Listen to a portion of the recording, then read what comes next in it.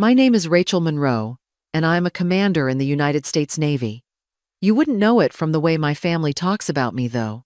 To them, I'm just the boring sister who does paperwork for the government, a quiet fixture at family gatherings who somehow never quite measured up to the sparkle and flash of my older sister, Victoria. Victoria married a hedge fund manager when she was 26.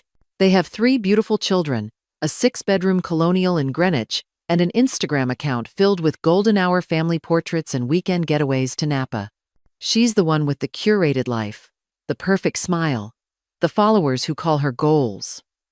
I'm the one with a cryptic job title and a tendency to miss Christmas for something called deployment scheduling. I've spent 22 years in the Navy, the last 6 as a commander specializing in global resource logistics and maritime strategy.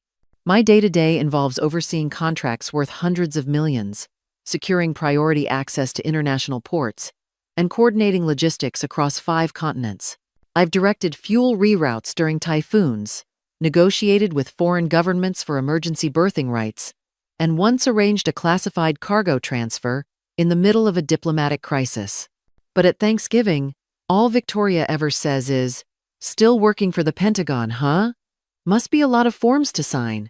I tried once to explain what I do. I told my dad about the time I had to coordinate an emergency resupply of a Pacific Fleet unit while 2 countries were on the brink of a naval standoff. He blinked twice and said, "So you order stuff? Like Amazon?"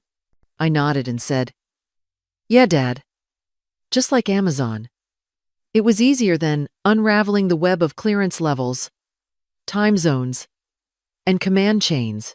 Victoria thrives in a world with clear metrics: price per square foot, net worth, and the number of likes on her latest holiday photo.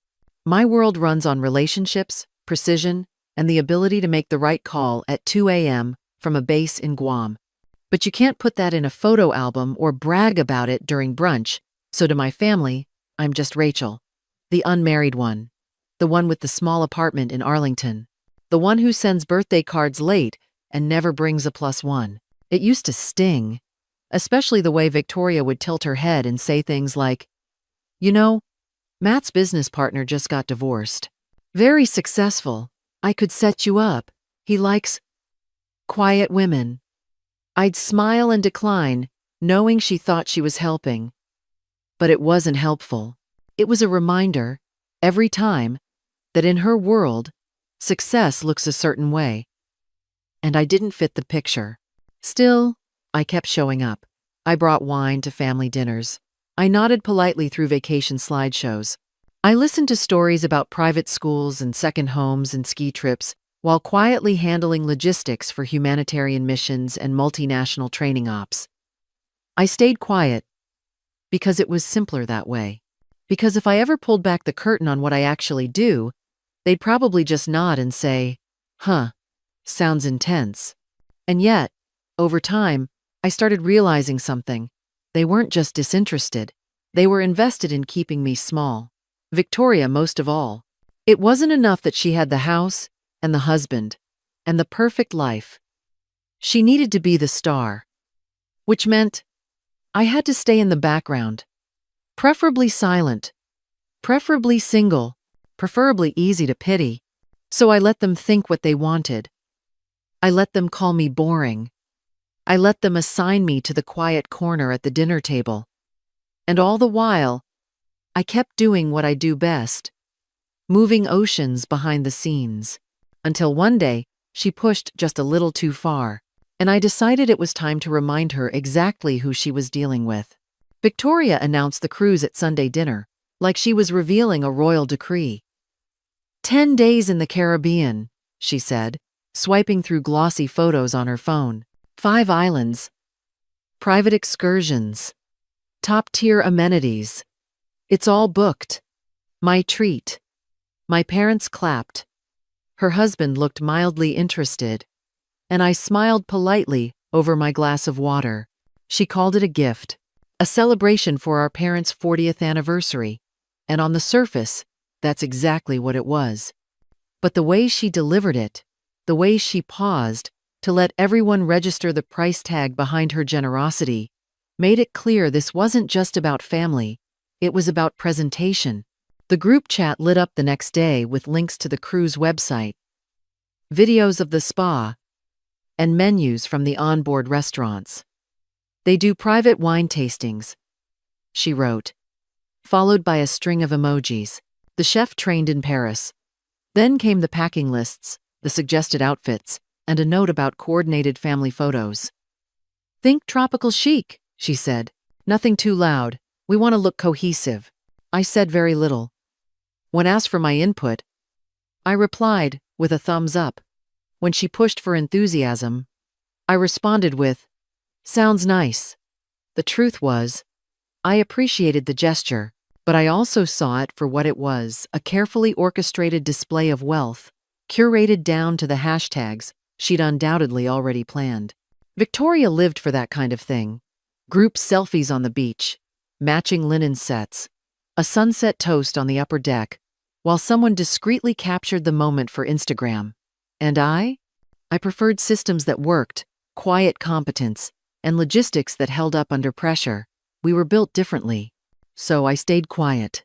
I nodded when she talked about the shore excursions she'd prepaid. I complimented the itinerary. I let her lead the narrative because that's what she needed. But deep down, I knew this wasn't just a vacation. This was a stage, and I was expected to play a part.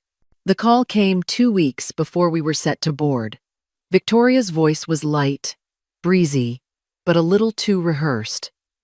"Hey, just a small thing," she said. "Slight hiccup with the cabin assignments. I could hear the forced casualness in her tone, the way someone tries to drop bad news like it's nothing. Garrett and I have the owner's suite, obviously. Mom and Dad are in a balcony room, and the kids have an ocean view. But by the time I got to yours, well, everything good was gone." She paused for effect, as if expecting disappointment to land softly. "So you're in an interior cabin. Deck 2. Near the engine room." For a second, I didn't say anything. I let the silence sit between us. No windows. Constant low hum from the engines. Zero natural light. It was essentially a closet with a bed. I could almost hear her waiting to see how I'd react. "You'll barely be in there anyway," she added quickly. "Excursions, dinners, shows, we'll be out and about the whole time. It's really not a big deal. Plus, it's cozy." I could picture her waving her hand like she always did when brushing off something inconvenient. I told her it was fine. Just like that. No emotion, no hesitation. "Really?" she asked. "You're not mad?" Her surprise was almost genuine, like she had wanted a little fight. Maybe it made her feel magnanimous to forgive a reaction that never came. We hung up not long after, and I stared at my phone. I wasn't mad. Not exactly. But I also wasn't going to pretend this wasn't deliberate. Victoria had pulled this kind of move for years, little jabs dressed in silk gloves. This time, though, I wasn't going to shrug it off. I opened my contacts and started scrolling. There were people who owed me favors, people who still remembered what I'd pulled off in Jakarta, or what I'd managed during the fuel crisis in Guam. I didn't need a spotlight, I just needed one phone call. The call I made was to Marcus LeBlanc, the executive director of port operations for the cruise line's parent company. 2 years ago, his fleet was stranded outside a conflict zone in the Mediterranean, unable to refuel or dock due to a diplomatic standoff. I was the one who negotiated the safe corridor and authorized the emergency fuel transfer from naval reserves. He answered on the second ring. "Commander Monroe, to what do I owe the pleasure?" I kept it brief. I told him I'd be on one of his ships for a family trip. I gave him the sailing date and the vessel name. He laughed, a warm, booming sound. "Commander, you saved my company $40 million and a PR nightmare in Jakarta. You are not staying in an interior cabin on my ship. Consider it handled. I'll make the call myself." I thanked him and hung up. Nothing flashy. No spotlight. Just the quiet power of long-standing trust and competence. This wasn't revenge. It wasn't about punishing Victoria. It was about reminding myself that I didn't need anyone's validation. I didn't need to play small so someone else could feel big. The influence I carried wasn't visible, but it ran deep. I leaned back in my chair, phone in hand, and let the silence settle around me. I'd spent over 2 decades building relationships that mattered. The kind that didn't post photos, but could reroute a ship in under an hour. The kind that came through when it counted. And this time, it counted. The port was buzzing with tourists dragging oversized luggage and snapping selfies with the massive cruise ship in the background. Victoria had arrived early, dressed in a designer resort set and oversized sunglasses, posing near the boarding sign, while her friend/photographer circled her, like paparazzi. She waved dramatically when she saw our parents calling out, "Family boarding time," as if she were hosting a red carpet event. The kids were already bouncing with excitement, and her husband was, as always, halfway lost in his phone. I arrived last, wearing jeans and a plain tee, carrying one small duffel bag over my shoulder. Victoria looked me up and down and said, "Cutting it close, Rachel." And, "Is that all you brought? We have formal nights, you know." We made our way through security and check-in together. The whole process a blur of laminated tags, photo IDs, and scanning stations. Victoria narrated everything for her camera, how exclusive the dining packages were, which shore excursions she'd reserved, how worth it the suite was. She made sure everyone within earshot knew who had planned and paid for the whole thing. At the cabin desk, the attendant began handing out keys in order: first Victoria and Garrett, then my parents, then the kids. When she reached for mine, something shifted. She paused, brows furrowing as she looked at the screen. She didn't hand me a key. Instead, she picked up her radio. "Captain, to the check-in desk. Priority Alpha." Victoria leaned over, fake concern blooming on her face. "Problem with the engine room accommodations?" she teased, loud enough for the other guests to hear. "Maybe they overbooked. Don't worry, Rachel. We can probably fit a cot in the kids' room if we have to." I didn't respond. I just watched the double doors behind the desk open. Moving through the crowd with calm authority, dressed in a crisp white uniform with 4 gold stripes on his shoulder boards, was the ship's captain. He didn't look at the line of tourists. He walked directly toward me, steady and focused. When he reached our group, the chatter in the terminal died down. He stopped in front of me and rendered a respectful nod. "Commander Monroe," he said, his voice carrying an authority that instantly silenced Victoria. "Director LeBlanc contacted me personally this morning. On behalf of the company, I want to thank you for your assistance during the Mediterranean crisis. It is an honor to have you aboard." Victoria blinked. Once. Then again. Her lips parted, but no sound came out. Her photographer lowered his camera. My parents looked from the captain to me, clearly unsure what was happening. The captain continued, completely professional. "We cannot allow a strategic partner of this fleet to stay in steerage. I've personally upgraded you to the Admiral's penthouse. It's our only suite with a private wraparound veranda and direct bridge access." Victoria stepped forward, her voice high and tight. "Wait, excuse me? There must be a mistake. I'm the organizer of this trip. I booked the owner's suite. I paid for everything." The captain turned to her slowly, his expression polite but dismissive. "We appreciate your patronage as a passenger, ma'am, but Commander Monroe is not just a passenger. She is a distinguished guest of the line." He turned back to me, handing me a black key card with gold lettering. "Your butler is waiting to escort you, Commander. And please, join me at the captain's table for dinner tonight. We'd love to hear your insights on the new port regulations." I took the card. I didn't smile. I didn't gloat. I just nodded. "Thank you, Captain. I'll see you at dinner." I turned to Victoria. She looked small, defeated. The script she had written for this trip had just been burned in front of her. "Thanks for the ride, Victoria," I said calmly. "I'll see you guys on board." I followed the captain through the VIP priority lane. I didn't look back. I didn't need to. The silence behind me said everything. It wasn't loud. It wasn't flashy. But it was the loudest moment I'd ever heard in that family. And it felt like freedom. The penthouse was larger than my entire apartment back in Arlington. Floor-to-ceiling windows wrapped around a private balcony where I could watch the sea roll by in quiet solitude.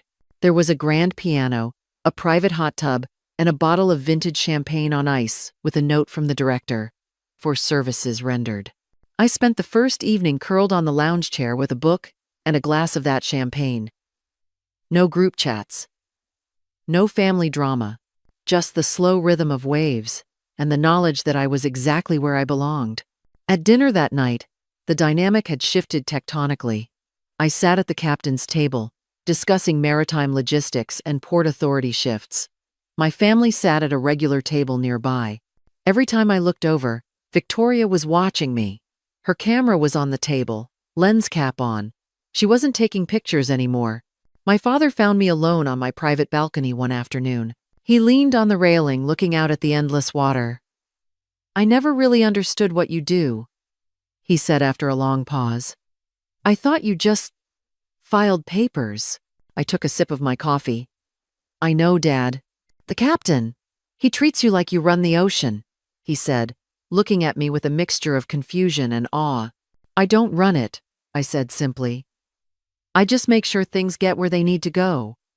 Sometimes that means ships. Sometimes it means people."